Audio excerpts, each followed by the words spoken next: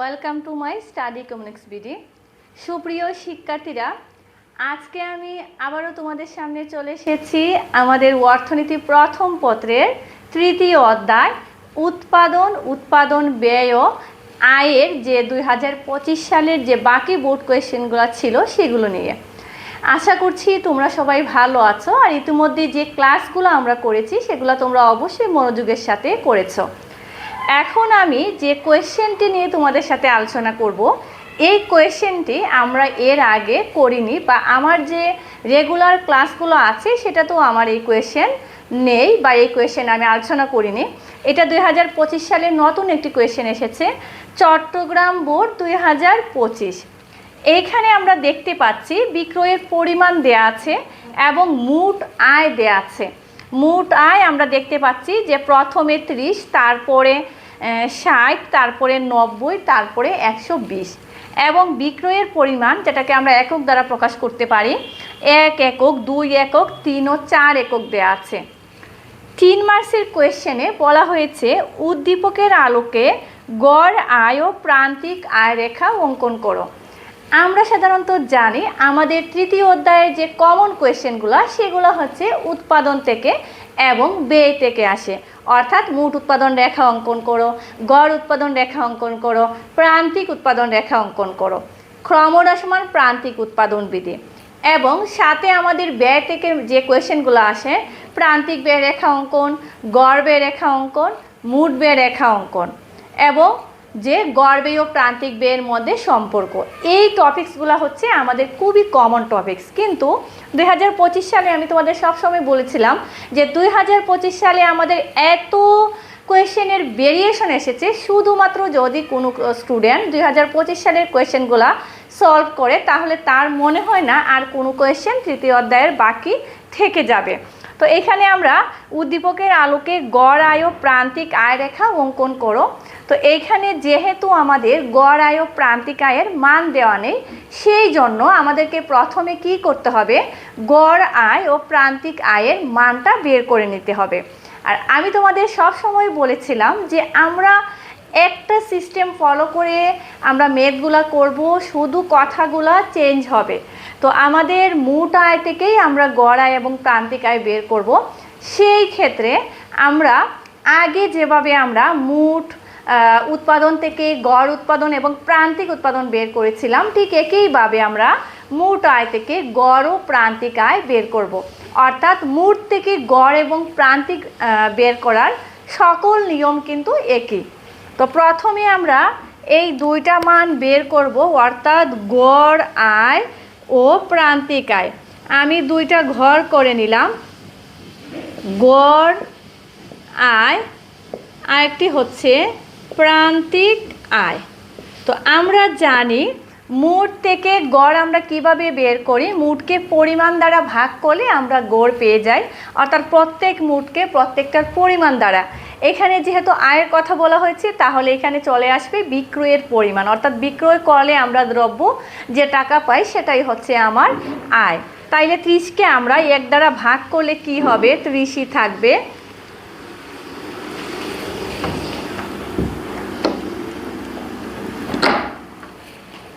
তারপরে আমরা এখানে দেখতে পাচ্ছি 60কে 2 দ্বারা ভাগ করলে আমাদের 30ই থাকবে, 90কে 3 দ্বারা ভাগ করলে 30ই থাকবে, 4কে 120 দ্বারা ভাগ করলে 30ই থাকবে। তারপরে আমাদেরকে বের করতে হবে প্রান্তিক আয়। আমরা সাধারণত জানি প্রথম এককে গড়, মোট এবং প্রান্তিক একই থাকে। তো সে অনুযায়ী প্রথমে যা আছে তাই হবে, অর্থাৎ 30 একক। তারপরে আমরা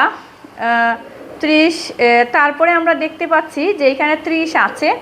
আমরা জানি প্রথম এককে মোট যা থাকে তাই থাকবে, পরে নিচেরটা থেকে উপরেরটা বিয়োগ করব। 60 থেকে 30 চলে গেলে আমাদের 30 থাকবে, 90 থেকে 60 চলে গেলে 30 থাকবে, 120 থেকে 90 গেলে 30 থাকবে।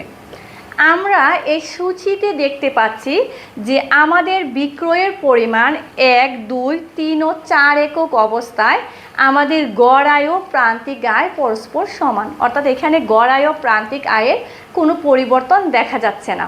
সে অনুযায়ী আমরা সাধারণত জানি আমাদের যে বাজারের চ্যাপ্টারটা আমরা করেছিলাম বা আমরা যে বাজার পড়েছি সেইখানে আমরা দেখতে পাই যে পূর্ণ প্রতিযোগিতামূলক বাজারে সাধারণত দাম ইকুয়াল টু গড় আয় এবং প্রান্তিক আয় পরস্পর সমান হয়।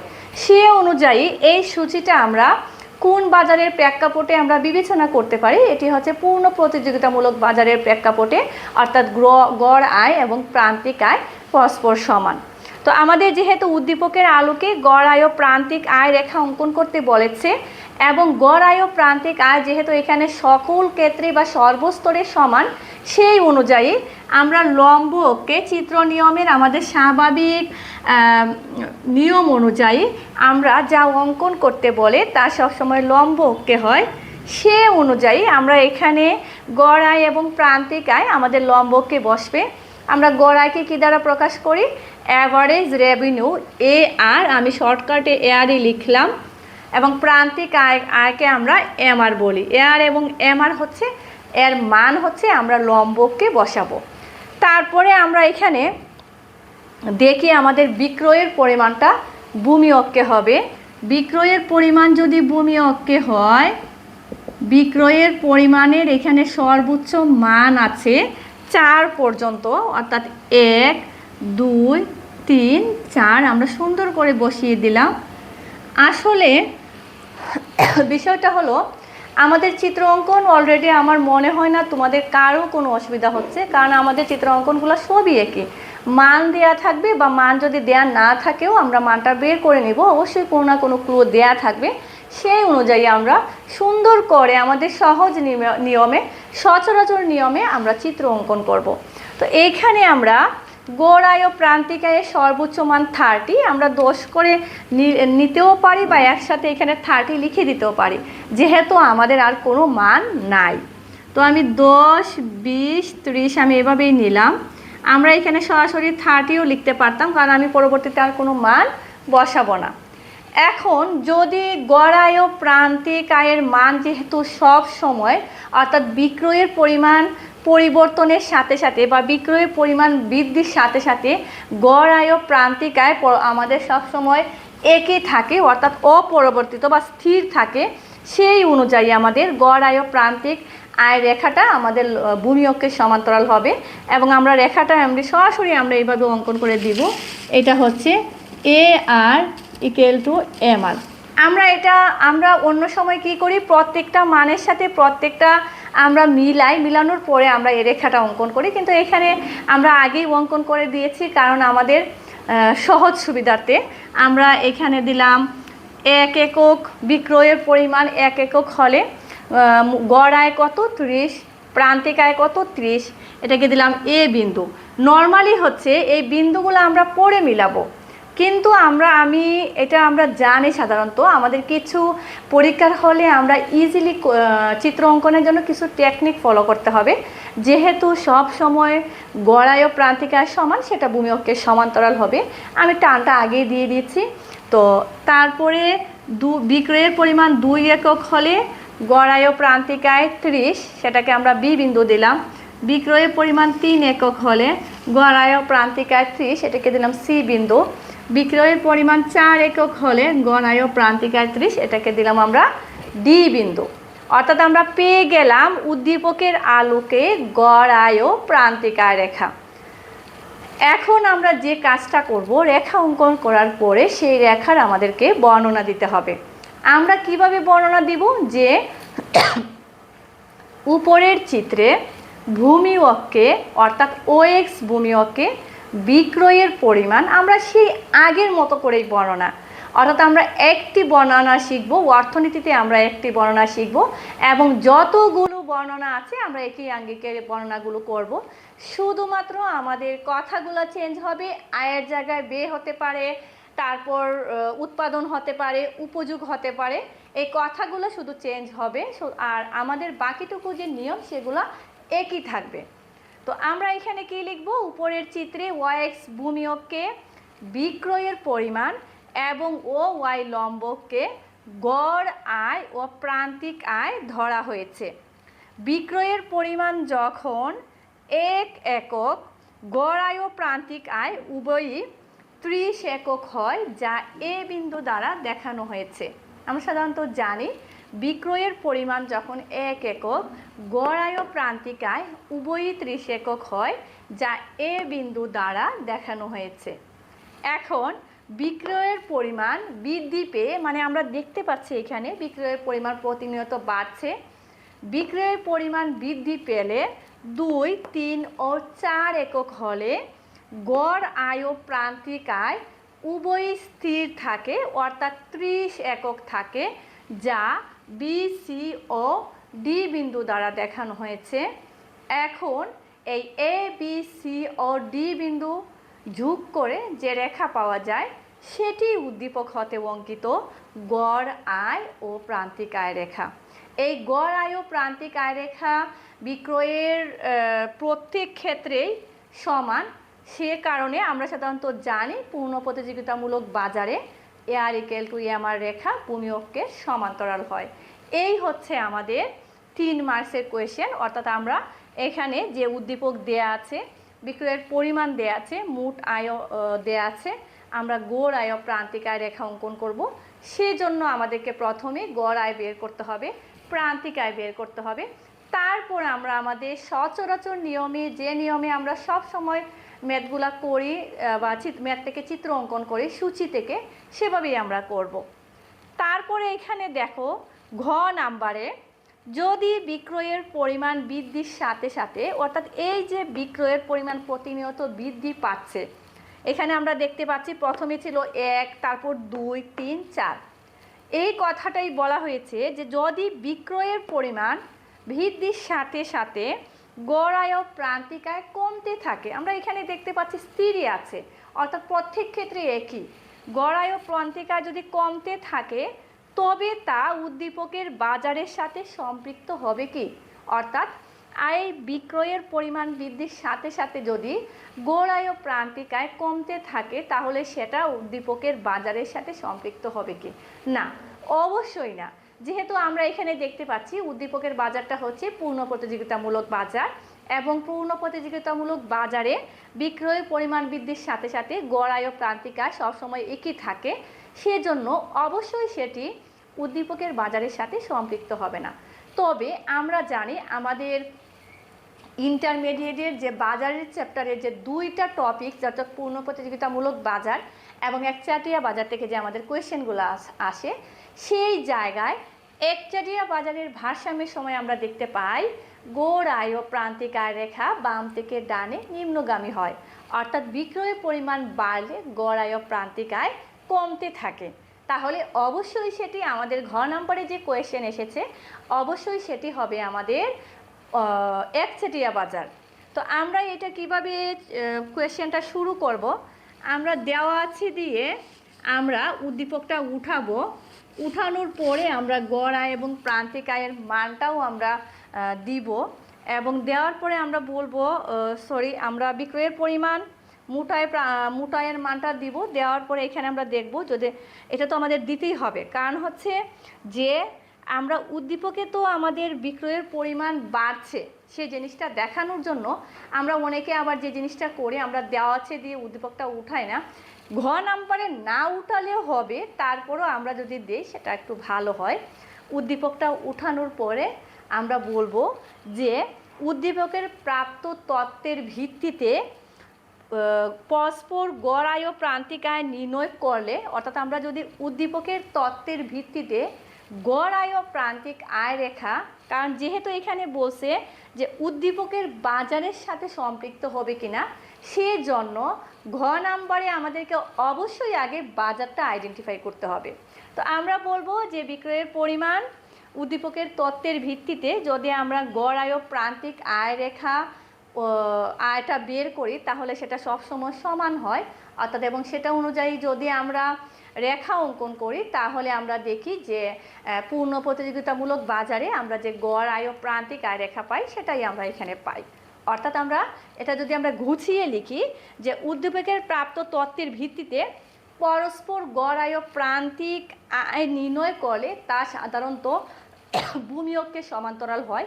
আমরা আগে যে রেখাটা অঙ্কন করেছিলাম সেটা ভূমি অক্ষের সমান্তরাল ছিল, যা পূর্ণ প্রতিযোগিতামূলক বাজারকে নির্দেশ করে। তারপরে আমরা বলবো যে কিন্তু বিক্রয়ের পরিমাণ বৃদ্ধির সাথে সাথে যদি, যে এখানে প্রশ্ন বলা হয়েছে যে বিক্রয়ের পরিমাণ বৃদ্ধির সাথে সাথে যদি গড় আয় ও প্রান্তিক আয় রেখা কমতে থাকে, এই কথাটা আমরা লিখব কিন্তু বা তবে দিয়ে আমরা লিখতে পারি। তবে বিক্রয়ের পরিমাণ বৃদ্ধির সাথে সাথে যদি গড় আয় ও প্রান্তিক আয় রেখা কমতে থাকে তাহলে তা একচাটিয়া বাজারের সাথে সামঞ্জস্যপূর্ণ বা একচাটিয়া বাজারকে নির্দেশ করে। অর্থাৎ আমরা জানি একচাটিয়া বাজারে গড় আয় ও প্রান্তিক আয় বাম থেকে ডানে নিম্নগামী হয়, অর্থাৎ বিক্রয়ের পরিমাণ যতই বাড়বে গড় আয় ও প্রান্তিক আয় কমতে থাকবে। এটাই হচ্ছে, এই কথাটাই এখানে বোঝানো হয়েছে। আর এই কোয়েশ্চেনটা আমরা এর আগে আমরা অন্য বোর্ডে অনেক বছর ধরে আমরা পাইনি, এই জন্য এটা আমাদের জন্য একটু আনকমন কোয়েশ্চেন। আমরা ঠিক একইভাবে যে আমাদের যদি উদ্দীপকের বিক্রয়ের পরিমাণ বৃদ্ধির সাথে সাথে যদি গড় আয় ও প্রান্তিক আয় রেখা কমতে থাকে তাহলে যে আমরা একচাটিয়া বাজারকে নির্দেশ করে সেই চিত্রটাও আমরা দেখাই দিব যে কিভাবে একচাটিয়া বাজারে গড় আয় এবং প্রান্তিক আয় রেখা থাকে। আমরা সাধারণত জানি একচাটিয়া বাজারে গড় আয় এবং প্রান্তিক আয় রেখা এ আর এবং এম আর কই থাকে, বাম থেকে ডানে নিম্নগামী হয় এবং গড় আয়ের নিচে অবস্থান করে প্রান্তিক আয় রেখা, অর্থাৎ গড় আয় রেখার মাঝামাঝি অবস্থায় আমরা প্রান্তিক আয় রেখাটা অঙ্কন করি। সে অনুযায়ী আমরা ভূমি অক্ষে হবে উৎপাদন। আমরা এই চিত্রের বর্ণনা, যেহেতু আমাদের এটা একচাটিয়া বাজার, এই কথাটা আমরা এভাবে লিখব যে একচাটিয়া বাজারে কোনো ফার্ম বা বিক্রেতা যতই বিক্রয়ের পরিমাণ বাড়াবে তার গড় আয় ও প্রান্তিক আয় কমতে থাকবে। এজন্য বাজারে যত বেশি পরিমাণ বিক্রয় হয় গড় আয় ও প্রান্তিক আয় হ্রাস পায়, যা মূলত একচাটিয়া বাজারকে নির্দেশ করে। আমরা সেটা আরও সুন্দরভাবে বলতে পারি যে একচাটিয়া বাজারে কোনো ফার্ম বা বিক্রেতাকে বেশি পরিমাণ পণ্য বিক্রি করতে হলে তাকে তা কম দামে বিক্রি করতে হয়। অর্থাৎ একচাটিয়া বাজারে যদি কোনো বিক্রেতা বা ফার্ম কোনো পণ্য বেশি পরিমাণ বিক্রি করতে চায়, অর্থাৎ বেশি অ্যামাউন্ট বিক্রি করতে চায়, কোয়ান্টিটি বিক্রি করতে চায়, সেই ক্ষেত্রে অবশ্যই তাকে কম দামে বিক্রি করতে হবে, যার কারণে একচাটিয়া বাজারে গড় আয় ও প্রান্তিক আয় রেখা বাম থেকে ডানে নিম্নগামী হয়।